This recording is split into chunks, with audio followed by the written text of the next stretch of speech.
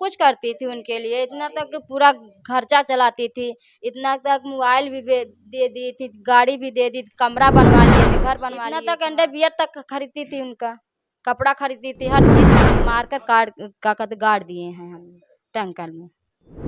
टूटे न चाहे जैसे हमार बेटिया गई बाटे जिए से ऐसे न पचन के अंदर कर।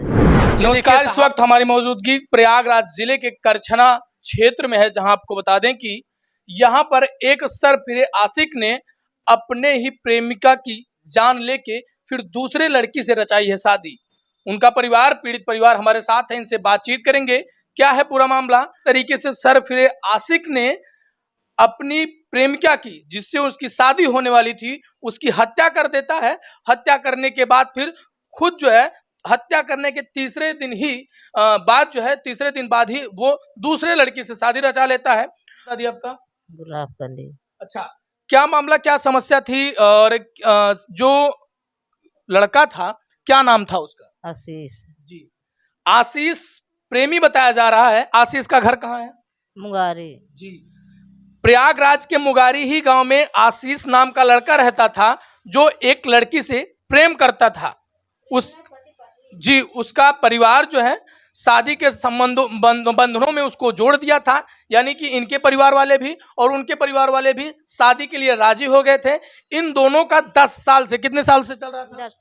10 साल से शादी मतलब तय हो गई थी। ना? इन दोनों की शादी 10 साल से यानी कि तय हो गई थी। 10 साल पहले ही बातचीत क्लियर हो गई थी, सब शादी करने के लिए राजी हो गए थे। कह रहे हैं कि बहन की शादी कर लेंगे तो हम अपना करेंगे। जी, और वो इनके परिवार वालों को ये बात का झांसा देकर रोका था कि मैं अपनी बहन की शादी कर लूंगा, उसके बाद फिर दीदी कहती कि हम लोग छोटे थे, पापा नहीं थे, अच्छा। पूरा खर्चा संभालती थी वो, तो कह रहे छोटे वाले के सबको शादी कर लेंगे तो अपना करेंगे। जी, ये जो यानी कि लड़की है, इनका क्या जी इनका कहना ये था कि हम जो है अपने छोटी बहनों की शादी कर लेंगे, उसके बाद जो है फिर हम आपसे शादी करेंगे। तो वो जो है इस तरीके की बात चलती रही और 10 सालों से लगातार संबंध बनाता रहा सरफिराशिक। उसके बाद जब शादी की बात आई तो फिर वो जो है अपनी ही होने वाली पत्नी की हत्या कर देता है। क्या मामला है, किस तरीके से हत्या करता है और मतलब कब की घटना है, कैसे घटना होती है? 24 तारीख की घटना है। हम लोग 24 जून, हाँ मई की जून में पता चली। जी, कैसे घटना होती है, क्या होता है, पूरा मामला बताइए। हम लोग तो ससुराल थे, हम लोग पता नहीं था, तो गई क्या कहते फोन किए थे, वहाँ कमरा में थी, अपना सिलाई कर रही थी, तो कहते हैं कि आशीष बुला रहे हैं, हम जा रहे हैं। तो छोटी वाली उनसे छोटी जो है वहाँ रहती थी यहाँ पर, तो वो रही, तो मम्मी गए थे, क्या कहते हैं न्योता गए थे, वहाँ दावत में चले गए थे वो। फिर उसके बाद यहाँ गए बुलाकर, पता नहीं 24 तारीख को मारा कि 25 तारीख को मारा, ये लोग हम नहीं जानते। फिर 3 दिन बाद 28 तारीख को शादी कर लिया। बच्ची को बुलाकर 24 तारीख को बच्ची को के पास फोन करता है आशीष नाम का लड़का, सरफिर आशिक बच्ची के पास फोन करता है और कहता है कि आप आ जाइए मेरे पास। रामपुर, कहाँ? रामपुर बुलाता है अपने पास 5 बजे, किसी काम का झांसा देकर। क्या काम था, किस काम का झांसा देकर बुलाया था?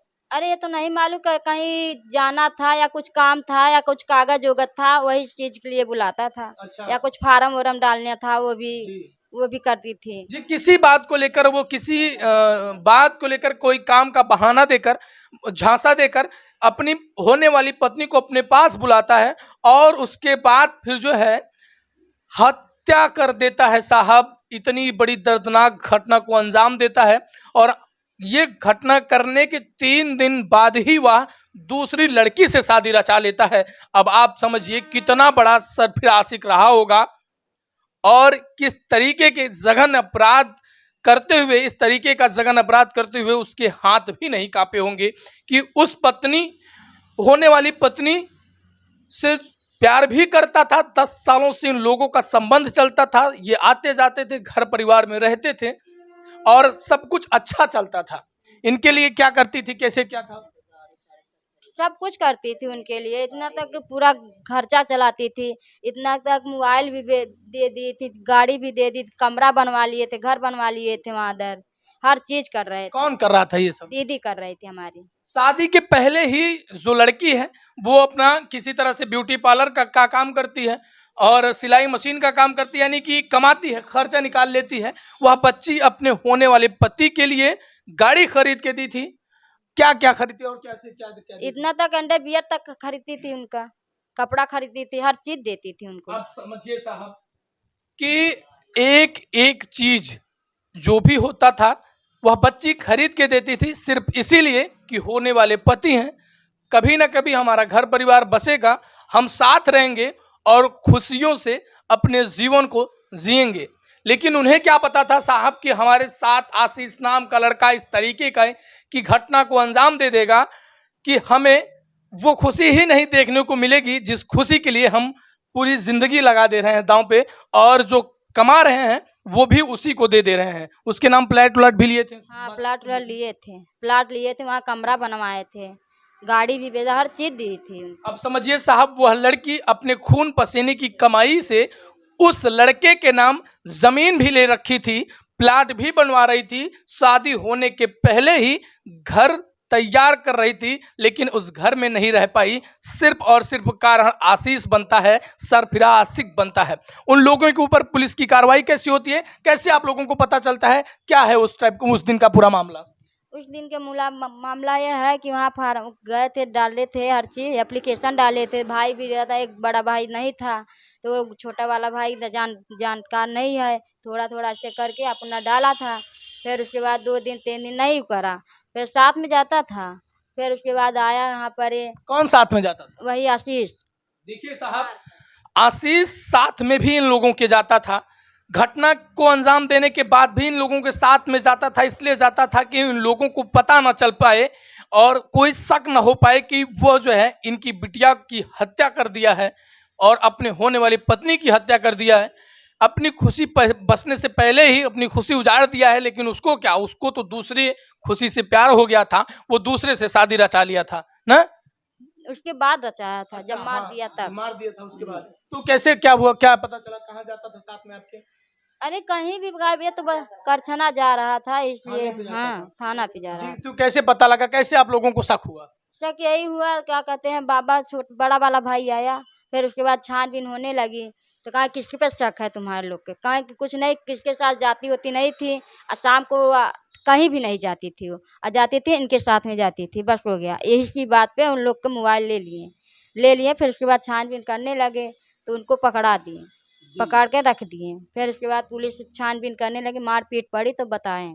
क्या बताते हैं? यही बताते हैं, 4 दिन तो नहीं बताया, जब ज्यादा मारपीट पड़ने लगी तब बताया वो। क्या बताता था? यही बताया कि वहाँ का मारकर गाड़ दिए हैं हम टैंकर में, सेफ्टी टैंक में, सेफ्टी टैंक में। हाँ, देखिए साहब, सरपरे आशिक की कहानी ये है कि वो जो घटना को अंजाम दिया, घटना को अंजाम देने के बाद ससुराल आता था, यानी कि ये ससुराल उसका हुआ करता था। नहीं यहाँ पर नहीं आता था, मतलब आप लोगों के साथ हाँ, रहता था? हाँ कभी कभी आता था। भाई इतना कह दिया, कहा कि शादी हो गई, चलो होने वाली है तो अभी मत आओ, नहीं दुनिया क्या कहेगी, कहा चलो ठीक है, तो वही कहीं बुला दे तो चला जाता था।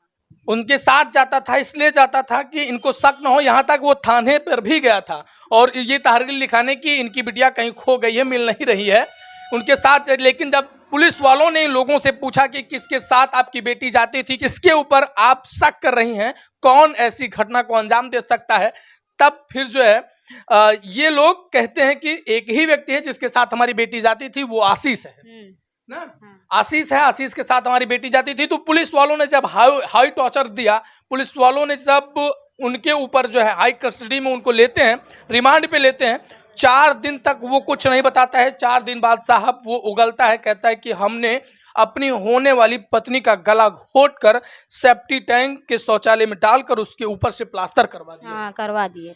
इस टाइप की घटना को अंजाम देने में थोड़ा सा भी हाथ नहीं कांपा उस कातिल का, जिन्होंने अपने ही होने वाली पत्नी की हत्या कर दी। साहब, किस तरीके की घटना को अंजाम दिया है, ऐसे लोगों को क्या होना चाहिए, इन लोगों के ऊपर कैसी कार्रवाई होनी चाहिए, ये सब आप कमेंट सेक्शन में अपनी राय जरूर दीजिएगा कि ऐसे कातिलों के ऊपर कौन सी धारा लगनी चाहिए और ऐसे कातिलों को कौन सी सजा मिलनी चाहिए। क्या मांग करती हैं आप लोग? अभी लोगों की गिरफ्तारी हुई कि नहीं हुई, और उसके बाद मांग क्या करती हैं आप लोग? मांग करती हैं? मैं यही मांग करते हैं, जैसे मेरी बहन गई उनको फांसी होनी चाहिए बस।